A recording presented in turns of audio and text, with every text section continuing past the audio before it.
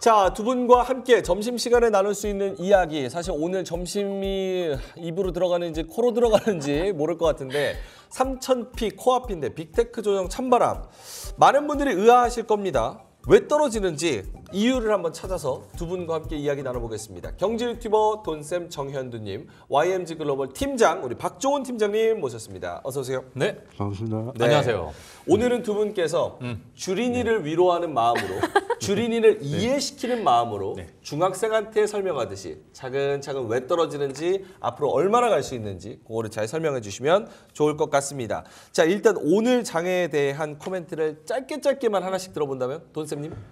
사실 오늘 새벽부터 좀 많이들 당황하셨을 거예요. 일단 9시 반에 CPI가 예상은 좀 했지만 좀 떨어질 것 같다 예상을 했지만 그거보다 더 좋게 나왔잖아요. 더 낮게 나왔으니까 이제 기대감이 부풀었는데 미국 본장이 열리고 한 30분 지나니까 이제 그때부터 나스닥이 이제 급락을 시작을 했고 그리고 뭐 최근에 아주 강했던 테슬라조차도 8% 넘는 하락을 보였고 그게 지금 오늘 우리 시장까지 그대로 영향을 주고 있잖아요. 특히 이제 뭐 삼성전자 하이닉스 같은 경우는 최근에는 6월달 이후로는 외국인들이 엄청나게 모으던 상황이었는데 지금 놀라운 거의 뭐 하한가 비슷한 느낌을 주고 있잖아요.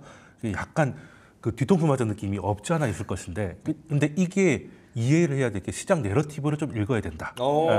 내러티브는 조금 이따 설명드리도록 하겠습니다. 시장의 내러티브, 시장의 스토리를 알면은 오늘 하락에 어느 정도 이해가 간다. 그렇죠. 알겠습니다. 박종훈 팀장님은요? 네,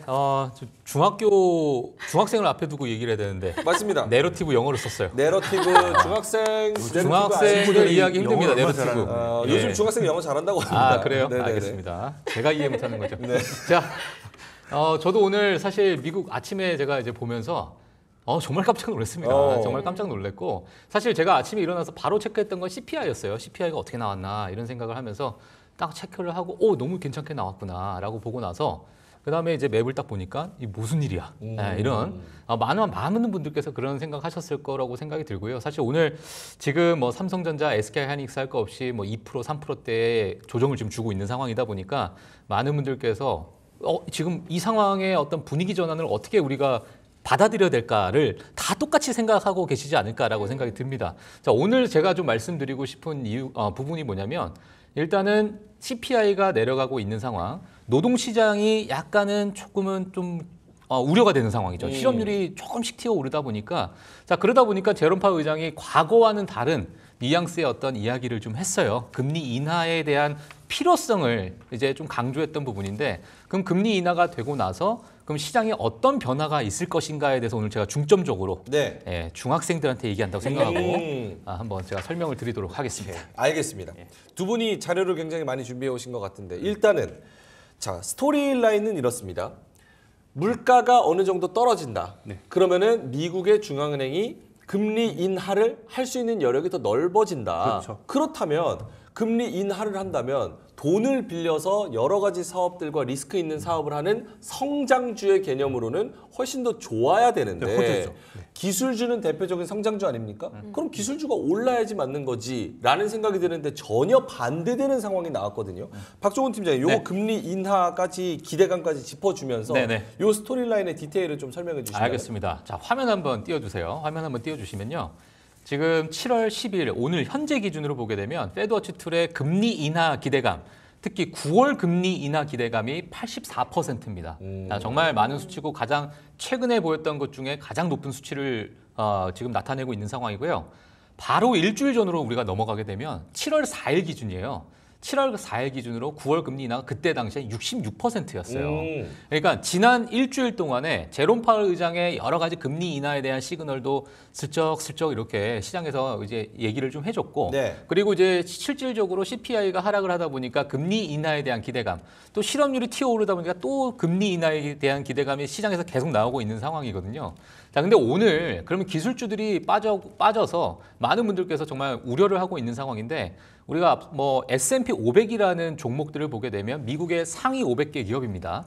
이 상위 500개 기업들 중에 오늘 상승한 기업만 숫자만 보게 되면 400개가 넘어요, 사실은. 500개 중에 400개는 올랐다? 네, 올랐어요. 그러니까 뭐냐면 상위에 있는 특히나 쏠림 현상이 있었던 이런 빅테크들의 조정이긴 한데 지금의 금리 인하 성격은 뭐냐? 앞서 말씀해 주신 것처럼 우리 금리 인하하게 되면은 자본 조달이 좀 필요한 여러 성장주들, 뭐 제약 바이오가 될 수도 있고요, 바이오테크가 될 수도 있고, 뭐 여러 그 기타 등등의 그 기업들이 있는데, 그럼 그 기업들이 앞으로 좋아지지 않을까라는 기대감에 상승을 했고, 그럼 바로 지금 빅테크에 대한 우려는 또 뭐가 있느냐? 저는 개인적으로 물론 금리 인하 때문에 이게 1대1로 매칭하는 그 작업 때문에 떨어졌다라고 보기보다도 실적 발표도 이 요인 중에 하나가 있다라고 저는 보여지고 있습니다. 실적에 집중했다. 그렇죠. 왜냐하면 물론 금리 인하에 대한 이야기도 있고 이 수급에 대한 이동도 좀 있을 수 있어요. 지금의 너무나도 랠리를 이어왔던 어떠한 쏠림 현상이 있었는데 이런 부분에 대한 여러 가지 차익 실현이 매물이 나올 수도 있고요.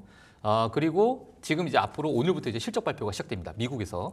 자, 이 실적 발표 시즌이 시작이 되면서 과거에 있었던 엄청난 성장률을 이번에도 우리가 보여줄 수 있을까라는 우려가 지금 시장에서 있는 상황이거든요. 그래서 일부 빅테크 기업들은 물론 뭐 PER 기준으로 밸류에이션을 보게 되면 너무 어려운 얘기를 좀 했는데 밸류에이션을 보게 되면 네. 예, 약간의 고평가되어 있다는 의견도 좀 많이 있고 뭐 AI 버블이다 아니다 AI 트렌드다 여러 가지 이유들을 좀 붙이고 있는 상황이긴 한데 지금의 어떤 랠리에서 어느 정도의 좀 건강한 조정은 좀 나올 수 있지 않을까라는 생각이 들고요.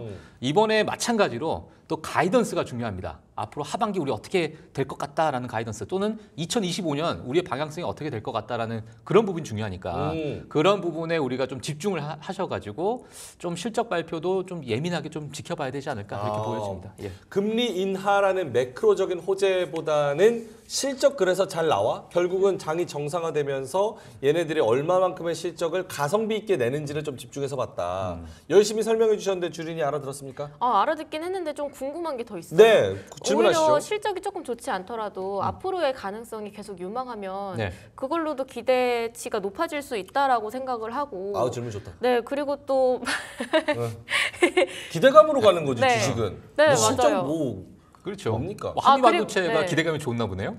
저는 그렇게 생각을 했는데요. 예. 앞으로도 좀 계속 지켜볼 거고요. 예. 그리고 또 예. 이제 궁금한 게 예.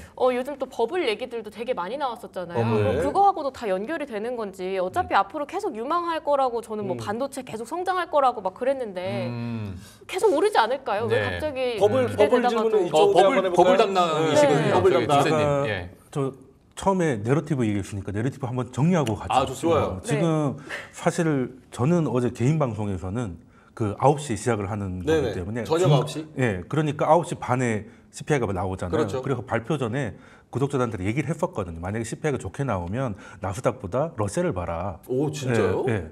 그랬는데 제 생각보다 너무 좋게 나왔어요. 그 지수가 3%대 상승을 해버렸잖아요.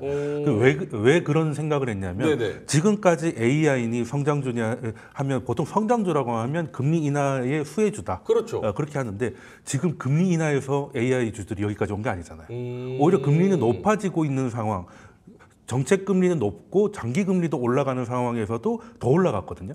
그 왜 그런가 하면 시장에서는 어떤 물건이든 간에 귀한 것이 비싸져요. 귀한 것이 비싼 게 그렇죠. 경제 논리다. 예, 우리 생명이 더 중요하지만 가격은 다이아몬드가 더 비싸잖아요. 그렇네요. 다이아몬드 없어도 살지만 네. 왜 희소성이 있기 때문에. 그러면 금리가 높고 경제는 둔화되는 상황에서 이 상황에서도 상관없이 돈을 버는 기업들은 당연히 프리미엄을 더 받는 거죠. 그게 AI였잖아요. 특히 AI 주들은 우리한테 파는 게 아니라 고객사들이 주로 마이크로소프트, 페이스북 뭐 이런 엄청나게 현금 부자들 기업들이기 때문에 금리가 20%든 30%든 상관없어요. 할부 이자가 30%라도 현금 주고 사는 사람들한테 의미 없잖아요. 그러니까 고금리하고 상관없는 사람들을 고객으로 가지고 있고 성장 스토리를 갖고 있는 그 AI 주들이 지금까지 여기까지 왔기 때문에 오히려 금리가 인하되면 그 프리미엄이 희석된다는 거죠. 그러니까 지금까지는 내가 몸값이 좀 높게 받았는데 쉽게 말해서 주변에 내가 커피숍을 하는데 주변에 커피숍들이 막 생기잖아요. 네. 그러니까 나의 실적은 가던 길을 가지만 그래도 프리미엄을 좀 덜 받게 되고 또 때마침 실적 발표 시즌이잖아요. 그러면 의심을 한번 해보는 거죠. 한번 꺾일 수 있지 않을까? 이런 생각을 할 수 있기 때문에. 예. 네. 제가 여기서 잠깐 껴서 네. 말씀 조금만 더 숟가락 얹어 보겠습니다. 예. 지금 너무 좋은 말씀을 해주셨어요. 근데 저도 지금 동의하고 있는 부분하고 제가 또 생각하는 부분이 뭐냐면 지금 고금리 상태가 지금 8개월째 지속적으로 이어지고 있는 상태입니다. 네. 그러니까 정말 어려워요. 어려운 상태고 그런 상황에서 물론 많은 기업들이 구조조정이 일어나고 비용 절감 차원에서 감원도 하고 뭐 정말 많은 이야기들이 있었잖아요. 지금 과거에 미국 시장을 보게 되면. 근데 지금까지 버텨왔던 여러 가지 중소형 기술주들, 특히나 실적적으로 많이 버텨왔던 기업들 같은 경우에는 지금까지 연결성이 좋았지만은 주가 자체는 그렇게 크게 요동치지 않았던 부분이 많았거든요. 그러니까 금리 인하라는 그런 어떠한 하나의 트리거를 딱 던져주게 되면 지금까지 이 고금리 상태를 지속적으로 버텨왔던 많은 기업들이 앞서 말씀해 준 것 정말 다이아몬드가 되는 점점 그런 어떤 과정 속에서 빛이 나기 시작하는 거죠. 예, 그래서 뭐 저도 이제 그렇게 숟가락 한번 얹어봤습니다. 여기다가 하나 더 얹으면 그러면 이렇다면 지금까지 주주들은 이제 빨리 팔고 배불러요. 배불러. 런치박스 런치통하고 숟가락 여기 너무 배불러. 네. 그럼 지금까지 주도주들을 팔고 한동안은 좀 안 좋았던 애들을 빨리 갈아타야 되느냐 이런 고민을 하실 수밖에 없는데 저는 그거는 조금 반대합니다. 왜냐하면 금리 인하가 기다리던 게 드디어 시작은 된 거예요. 네. 시작은 됐고 CPI가 발표되기 전에도 파월 의장이 이번에 발언을 했잖아요. 발언 초기 때부터 나는 금리 결정에 대해서는 이야기를 안 하겠다고 말을 해놓고는 다 얘기해 줬어요. 사실상 이제는 금리를 안 낮춰서 문제가 생기는 게 더 걱정스럽다는 얘기를 거의 다 돌려서 얘기를 했거든요. 그렇죠. 뭐 거의 깜빡이를 2개 다 켜버린 건데 거기서 CPI가 확인 사살이 나왔어요. 가장 늦게 떨어지는 게 주거 비용이었는데 그게 전월 대비 0.3 정도는 지켜왔었는데 이번에 처음으로 0.2대로 내려왔거든요. 그러면 끝까지 버티던 아이들도 내려오니까 이제 물가는 사실상 이제 더 이상 악재가 되지 않아. 그러니까 확인 사살이 됐기 때문에 그러면 이제 반대쪽으로 가는 거는 일시적일 수 있는데 네. 그렇다고 해서 예전처럼 금리 인하를 시작하면 계속 내릴 것이냐? 저는 그거에 반대합니다. 예전에는 경기를 살리기 위해서 금리를 인하했기 때문에 경기가 살아날 때까지 계속 낮췄어요. 근데 지금은 그 정도 수준은 아닙니다.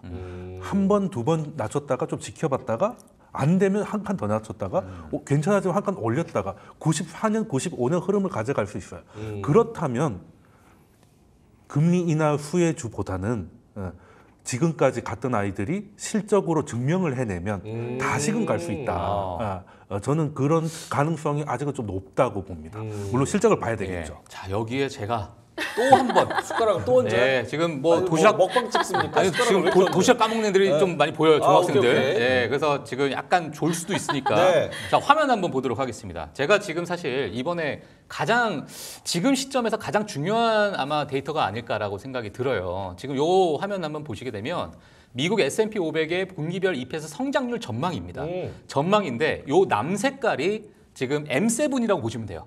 가장 M7. 빅테크 기업들 그리고 주황색이 그 나머지 기업들입니다. 그러니까 7기업을 만약에 뺀다면 493개의 기업이라고 보시면 되겠죠. 네. 지금 보시게 되면 여기 2분기 그러니까 과거에 이 주황색이 밑에 위치하고 있었어요. 자, 근데 이번 2분기부터 실적 전망치가 높아지고 있고 나머지 기업들이 그렇죠. 나머지 지금 M7의 그 너무나도 그 고공성장하는 그러한 어떤 성장률 자체가 지금까지 랠리를 끌어왔거든요. 자, 그러한 부분이 물론 성장은 하죠. 앞서 말씀해 주신 것처럼 이거를 계속 내려가냐 이게 아니라 성장은 하되 성장률이라는 것 자체가 조금씩 내려가다 보니까 이러한 부분에 대한 어떤 일부의 수급 이동이 있을 수 있겠다. 자, 그리고 이 부분은 하반기까지 요 주황색, 오렌지 색깔, 요게 이제 점점 올라가면서 조금씩은 시장이 더 건강한 시장으로 변화하는 그런 모습으로 우리가 뭐 전환이 될 수 있다. 이렇게 좀 말씀을 드리고 싶습니다.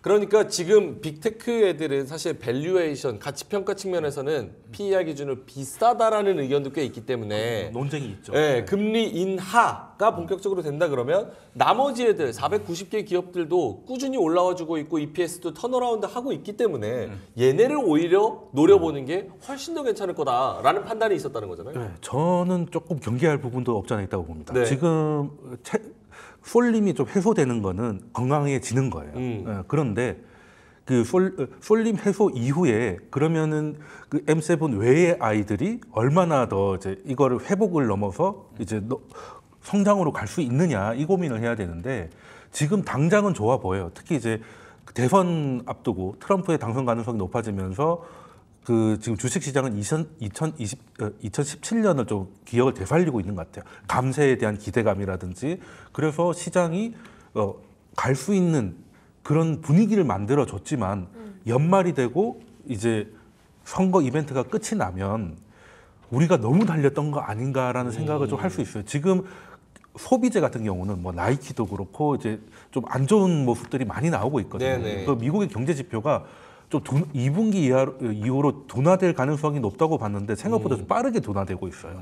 그래서 파월도 빨리 깜빡이를 켠 이유가 지금 여기서 연준이 더 주저하는 모습을 보이면 경기가 둔화를 넘어서 침체로 들어갈 수 있겠다. 뭐 이런 우려감을 키울 수 있기 때문에 먼저 7월 달 FOMC에서 얘기를 하려고 했는데 그것조차 마음이 좀 급해져서 다른 데서 다 깜빡이를 켜버린 게 아닌가 그렇게 립 서비스를 했다고 저는 생각을 해요. 그 정도로 좀 나빠졌다는 거죠. 그래서 네. 이게 좀 주식이 어려운 것 같아요. 그러니까 원래 스토리 라인대로 따라갈 수도 있고 또 완전히 반대의 결과가 나올 수도 있고 앞으로 어떤 연속성이 있느냐도 가늠하기가 매우 어려운 게 또 주식인 것 같습니다. 뭐 근데 닷컴버블 아까- 기업을 네. 해보면 이제 굉장히 결말이 안 좋았잖아요. 근데 그때에 비해서 주가 그래프는 비슷해요. 뭐 시스코라든지 엔비디아 차트를 겹쳐놓고 이런 거 많이 봤었잖아요. 근데 그때는 시스코가 한참 최고가일 때는 퍼가 한 200 정도가 넘었었고 지금 엔비디아는 아무래도 좀 비싸다고 한들 네. 그래도 버블이라고 하기에는 퍼가 뭐 기준이 다르지만 높게 나오는 게 한 74 정도거든요. 이거 가지고 버블이라고 하기에는 랠리까지는 오케이인데 버블이라고 하기에는 좀 약한 거 아닌가. 일단 물집. 일단은 주가도 올라가지만 실적도 올라왔거든요. 오. 근데 이게 엔비디아 같은 경우는 독점력이 깨진다는 게 나오면 그때부터 이제 충격을 좀 많이 받을 것 같은데 지금 당장 그걸 할 수 있는 기업이 안 보이는 건 사실이잖아요.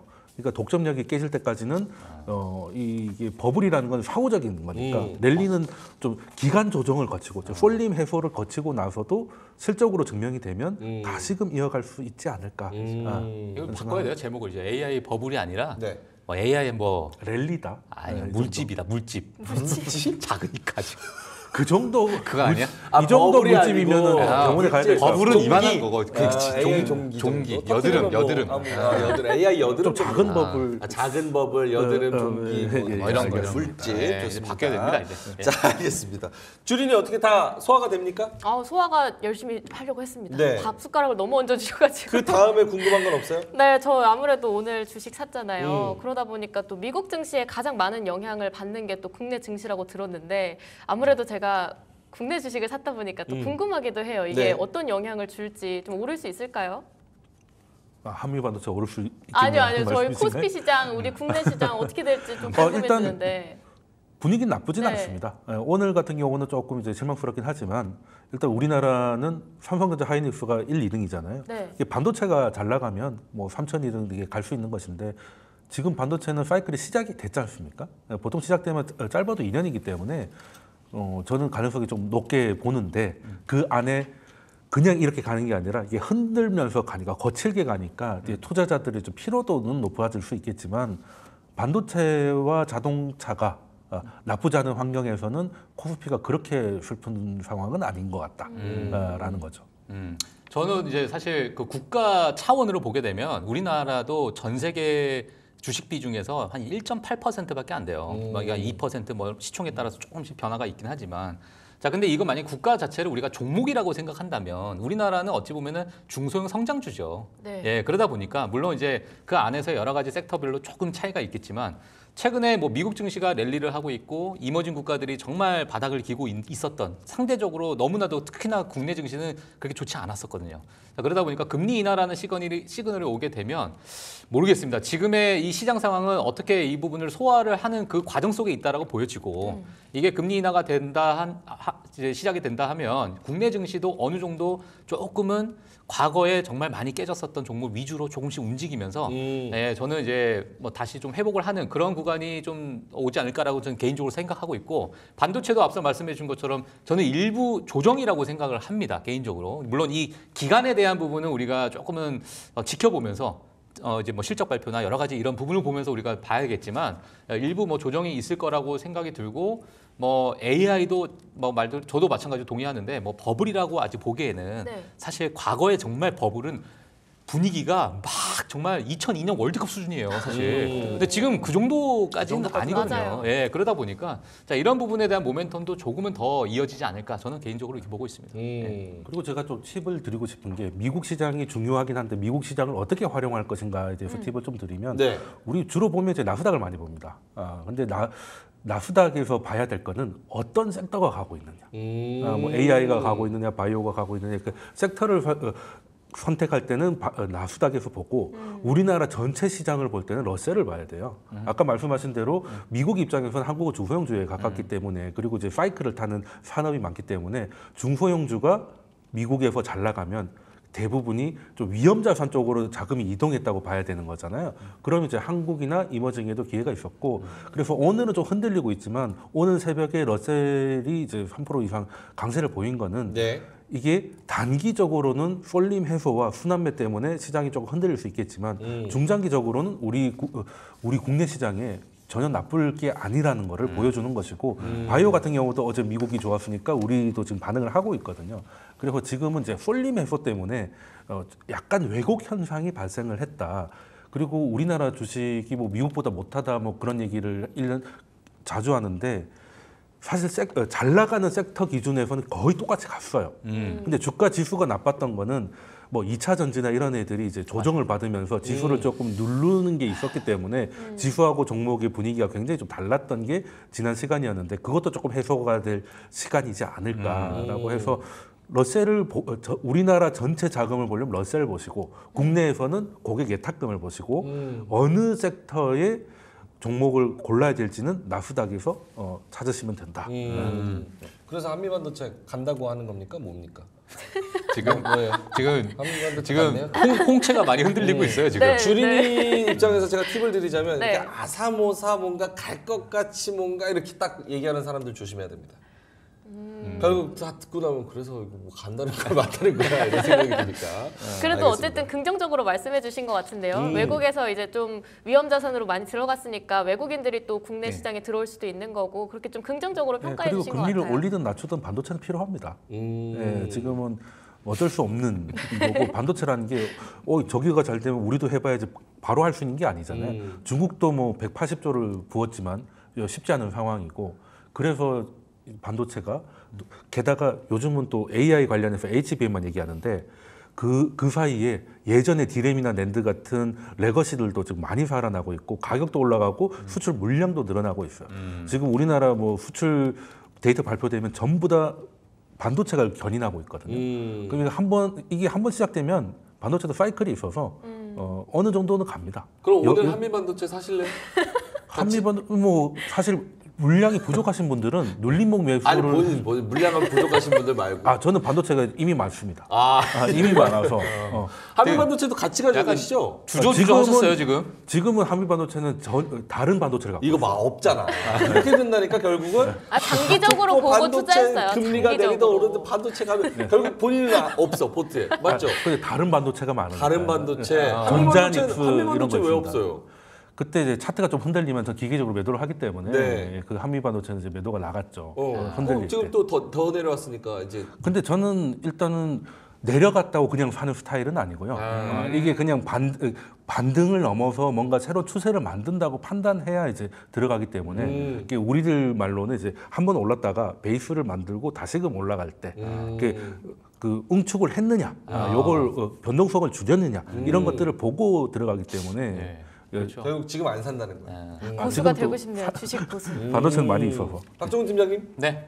한미반도체 안 사요. 안 사요? 네. 왜 안 사요? 그러니까 왜 좋다면서 지금 다 뽀뽀질 열심히 해놓고. 난 반도체 좋다고 얘기 안 했는데. 아, 그래요? 네. 뭐가 좋습니까? 저는 러셀 2000이 지금의 시기라고 저는 보여집니다.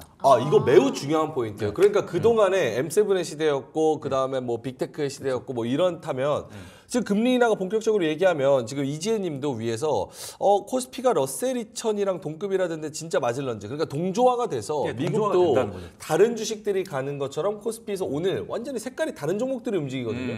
그런 현상이 계속 이어질지가 중요한 것 같아요. 그렇죠. 지금 사실 제가 이제 반도체 안 산다는 거 자체가 안 좋다라는 게 아니라 네. 어느 정도 만약에 물량을 많이 좀 포트폴리오에 많은 비중을 가지고 계셨던 분들은 어느 정도의 뭐 차익 실현도 저는 중요하다고 생각이 들고 약간의 비중을 줄여 나가는 것도 좀 나쁘지 않을 거라고 생각이 드는데 오히려 좀 기대가 되는 부분은 러셀 2000 지수가 오히려 저는 상대적으로 좀 기대가 좀 되고 있고 특히나 뭐 제약바이오 같은 경우에는 정말 좋지 않았던 부분이 많이 있었거든요. 그래서 그런데 뭐 실적은 괜찮았어요. 또 실제로 보게 되면 그런 부분에 대한 상대적인 수익률이 더 낮지 않을까. 저는 이런 생각이 듭니다. 물론 이게 그러면 지금부터 지속적으로 쫙쫙 가겠느냐? 이거는 우리가 좀 지켜봐야겠으나 예, 지금부터의 어느 정도 우리가 관심을 가지면서 그 부분을 봐야 되고 지난 제가 미국 증시를 만약에 기준으로 말씀드리면 지난 빅테크들과 러셀 2000 지수와의 이 상대적 괴리율이 그러니까 지금 빅테크들이 너무 막 랠리를 하고 러셀 2000 지수는 그냥 바닥에서 가만히 있다 보니까 요 벌어지는 괴리율 있잖아요. 이 괴리율 자체가 지금 25년 만에 최저점입니다. 그래요? 그러니까 그만큼 러셀 2000 지수가 그러니까 싸져 있는 상태예요. 물론 빅테크가 더 올라가다 보니까 상대적인 이런 괴리율이긴 한데 그런 상황이다 보니까 상대적으로는 약간은 부담이 덜 되는 위치다. 이걸 조금 제가 더 싸다? 말씀드리고 싶습니다. 괴리가 늘어날 수밖에 없었던 게 제가 말씀드린 대로 이 고금리 상황에서 돈 벌 수 그렇죠. 있는 데가 MC부밖에 없다 보니까 프리미엄을 받았던 건데 그게 좀 완화되고 있는 것이고 그냥 쉽게 생각하시면 될 것 같아요. 지금까지는 금리가 높아졌고 높은 상태로 꽤 오래 있었잖아요. 그러면 금리가 내려가게 된다면 금리가 올라갈 때 힘들었던 순서대로 좀 더 편해지겠죠. 예, 그러면은 M7보다는 당연히 러셀이 숨통이 맞아요. 트이는 게 당연한 것이고 그리고 러셀 지수에 투자를 하실 거면 거기에 뷰는 동의하는데 효율성 면에서는 차라리 국장으로 하는 게 맞아요. 그런 식으로 친다. 왜냐하면 러셀이 가면 국장이 가니까. 그러면 세금적인 면이나 이런 것들을 봤을 때 국장이 더 유리할 수 있겠다라는 거죠. 일단 오케이 수습 한미반도체 배렸고 그러면 이제 너무 늦게 끝물 중에 끝물에 지금 타버려가지고 지금 이제 장 색깔이 바뀐다는 거잖아요. 그렇죠? 장 색깔이 파란색인데 지금 일시적으로 빨간색 떴다는 바뀌었다가 저는 약간 돌아올 다시 가능성이 돌아올 수 있어요. 네. 오케이, 그럼 한미반도체 일단 묵은지처럼 묻어두고 그러면 오케이 수습이 다시 한번 노릴 수 있는 지금 색깔이 장의 색깔이 바뀐다고 하면 노릴 수 있는 섹터는 뭡니까? 외국인들이 사는 쪽을 사야죠. 외국인들이 반도체 수출 사는데 쪽이요? 네, 반도체도 사고요. 전자닉스도 많이 사왔고 네. 오늘은 팔고 있지만 계속 사고 있고 그런 것도 따라다니면 됩니다. 지금 우리나라 시장은 개인들이 자금이 늘지 않고 기관들은 팔고만 있잖아요. 그러면 시장을 움직일 수 있는 건 외인 자금밖에 없어요. 그럼 외인들 따라다니는 게 가장 안전한 방법이죠. 외인들이 어느 섹터를 사느냐.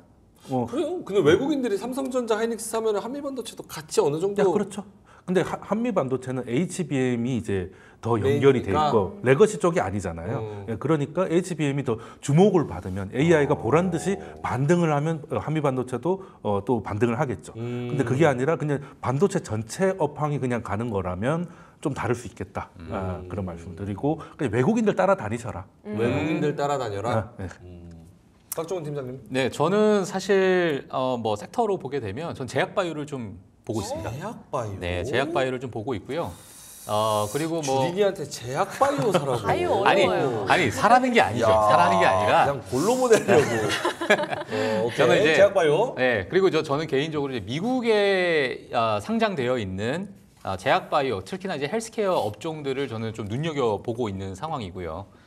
그리고 사실 이 AI라는 이 트렌드 자체가 사실 AI 수혜주는 결국에는 돈과 데이터를 누가 갖고 있는가 그거에 따라서 주가가 움직이는 거잖아요. 그래서 돈을 많이 들고 있는 현금 흐름이 좋은 빅테크들 또 데이터를 갖고 있는 여러 가지 플랫폼 기업들 뭐 SNS 뭐 여러 가지 그러한 기업들이 최근에 뭐 메타 플랫폼스의 어떤 상승도 그런 부분에 또 일조한 부분도 있고요.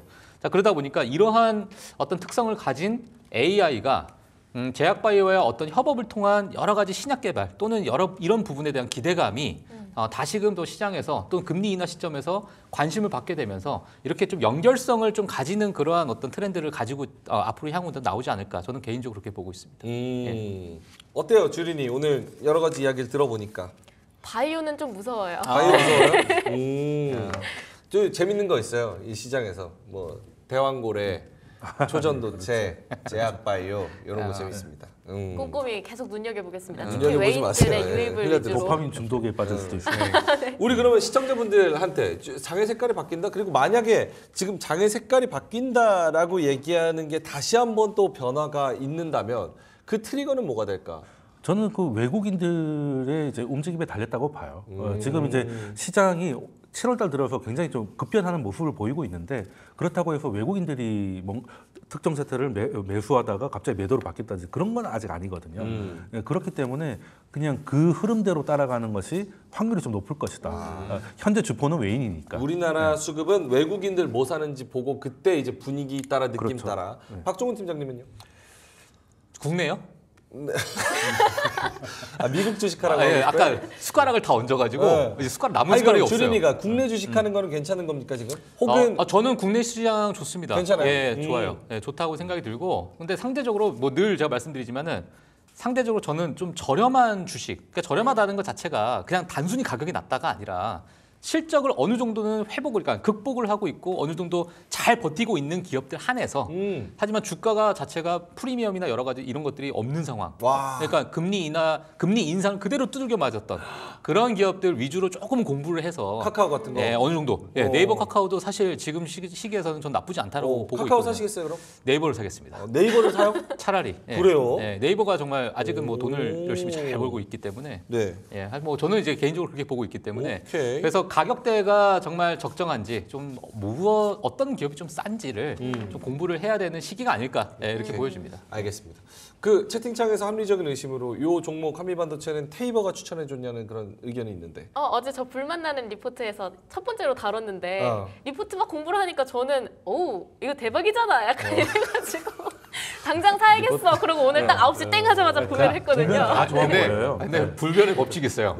주가는 항상 선반영합니다. 그러니까 리포트 보고 대박인데 하면 주가는 위로 리포트 올라갔어요. 자체가 바이사이드이기 때문에 보면 다 좋아 보여요. 그런 것도 주린이가 성장해 나가는 네, 과정이죠. 네. 어. 그러니까 마지막으로 팁을 드리고 싶은 게 네. 케인즈가 그 얘기했잖아요. 케인즈 예, 경작파 미인 대회랑 주식을 비교를 하면서 내 눈에 예쁜 여자를 찾지 말고 오. 사람들이 좋아할 만한 여자한테 베팅하라. 이야. 그러니까 내가 좋아 보이는 건 그냥 나의 생각일 뿐인 거예요. 오. 내가 뒤늦게 한미반도체를 보고 내 혼자 이제 흥분하는 걸 수도 있거든요. 네. 아. 예쁜 여자 보고 예, 흥분한다고. 흥분까지. 내 취향에 빠진 거예요. 흥분을 해버려. 아니, 형님 근데 결혼하셨잖아요. 네, 대중의 취향을 봐야지. 대중의 취향 보고 나 대중의 혼자 취향을 흥분하면 안 보고, 된다. 아니, 대중이 결정을 같이 하세요. 흥분하자. 네, 형수님은 어떻게 형님께서 교수님을 건들지 마시고. 알겠습니다. 자, 알겠습니다. 오전인데 어질어질하네요. 자, 두 분의 한마디 들으면서 마무리하겠습니다. 박종훈 팀장님, 오늘 내용의 한마디로 요약을 해보자면 지금은 저렴한 주식을 공부를 해서 옥석 가리기가 좀 들어가는 그러한 시기다. 자, 이렇게 먼저 말씀을 드리고 싶습니다. 포트폴리오 재개편의 시기다. 네, 그렇죠. 포트폴리오 재개편 해야죠.